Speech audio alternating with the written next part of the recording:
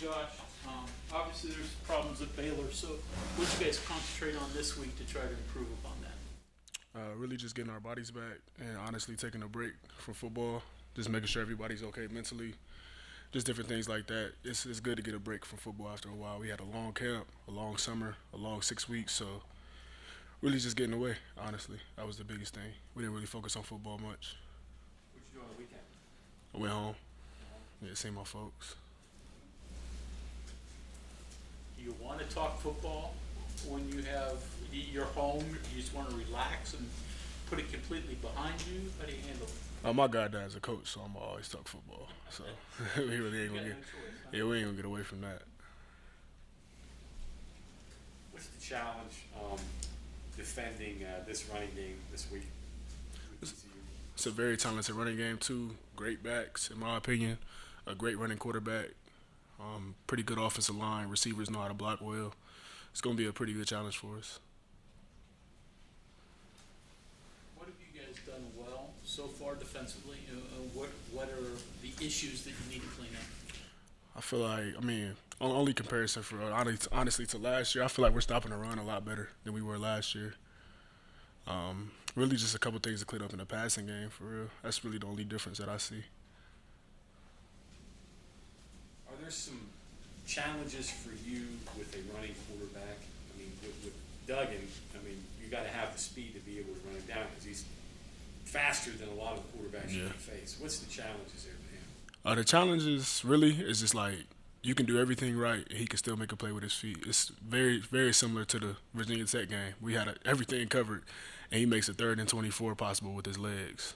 So that's always a different dynamic. You got 5 receivers out wide, including a running back, and you got to worry about the 6, which is probably the best athlete on the field, especially in this case like it was against VTech. You guys as a defense, you allowed 30 points or less each of the first 5 weeks. You had to be feeling really good about yourselves as a unit. How hard was it after giving up 45 to Baylor to kind of just like mentally put that one to the side and say, hey, we still have a good track record here and a good thing going if we can just, make that one be an anomaly? Yeah, that's honestly the first thing we do. Like we really just kind of reflect on the game, get it over with, seeing what we did wrong, seeing what we did right, and just kind of move past it. We don't let one game really just bring us down or keep us too high. We don't get too high, too low. Of course, you definitely had that in the back of your mind. The team put up 45 points on this. Like that doesn't just go away. But at the same time, you can't focus on that. You worried about last week. You'll mess around and let that bleed into this week. What do you think the energy level was of the team, Baylor versus what it was, say, Oklahoma? Was there a big difference here in your opinion? Um, Not really a big difference in energy. Probably a big difference in motivation. I'll say that. Like we had a lot of doubt going into the Oklahoma game, and that fed in a lot. That added a lot of extra fuel to the fire. Whereas Baylor, we were going in as a regular Big 12 opponent, which you can never do that in our league. So as a team, we failed on that part. Myself too as a leader, especially defensively. Is there anything you can say when you sense that happening or when you get into a game? Or is that really an individual thing for every player? It's really an individual thing, and by the time if you're just now seeing it, by the time it's time to kick off, it's too late. The work's already been put in, so now you just kind of got to go out and see what happens. And it definitely didn't go in our favor. When you give up a big play like that with the second play of the game, how deflating is that and hard to come back from as a defense when you haven't been giving up many of those all year? It's honestly in game, it wasn't really truly deflating because we knew exactly what happened. It wasn't like they just like took it from us. We gave it up. We were playing off man in coverage. What is it? I didn't flare out to the back as fast to give an immediate look to the corner to let him know that he could trigger. So it was just it was stuff that we did. It wasn't really something that they didn't like. It wasn't like he broke 10 tackles. Like he was just wide open and he was fast. So he just kind of took it to the house. But we came out the next play, TFL, 3 and out, I believe. No, not a 3 and out. I'm sorry. We got to a 3rd down and 10, jumped off sides, another self error. They run a jet sweep, get 4 yards, go for it on 4th and a half yard, get 3 yards. So everything in that sequence was our fault. It wasn't nothing that they necessarily did. And I feel like plays like that we've made all year. We don't jump off sides. We let that TFL, we get them behind the sticks. We don't let that happen. So those are 3 or 4 momentum changing plays that led to 14-0 that could have easily been 7-0 because our offense went down and scored after they hit the big play.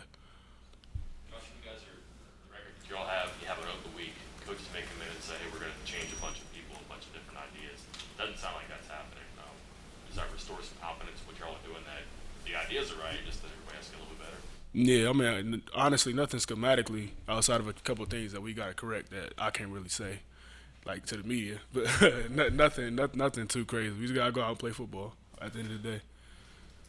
What's Is the there any doubt in a situation like that though, when you're kind of scuffling a little bit, you're thinking, man, are what we're doing really working? Do we have the right people out there? Is there any of that? And then what does that do when they say, no, we're fine?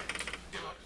I know from my perspective, this is my third year. It's not really any doubt because everybody I look at out there, I've been out there with for all 3 years, bare minimum for 2.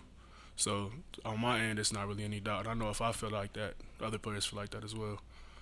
What's the sense of urgency like among the players, knowing that there's half the season left, you're 2-4 coming out of the bye week, you got to win at least 4 of the last 6 just to make it to a bowl game, right? I mean, do you guys sense that there's really no more margin for error now the rest of the way? Yeah, there's pretty much. Excuse me. There's zero margin for error. I don't know. I can only speak for myself, but I'm not going out like that. Like that's.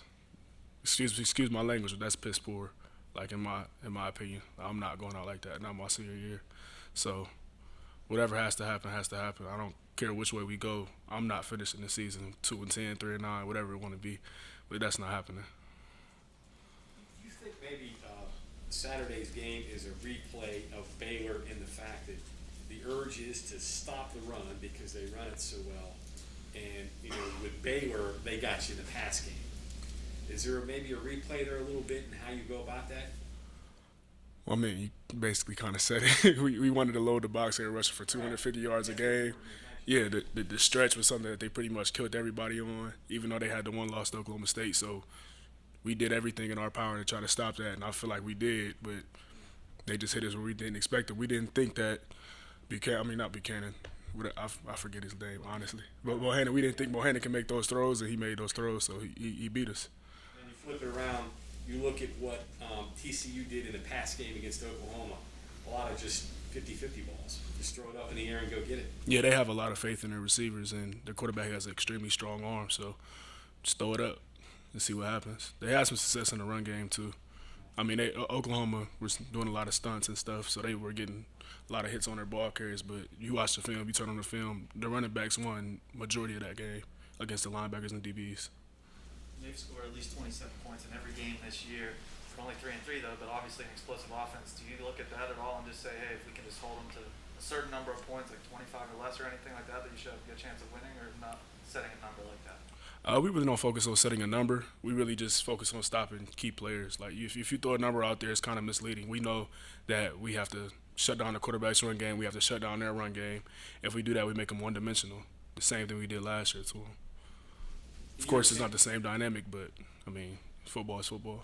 Your opinion, you think first down is the key for you guys in this game? Yeah, first down is extremely big for our defense and what we want to do.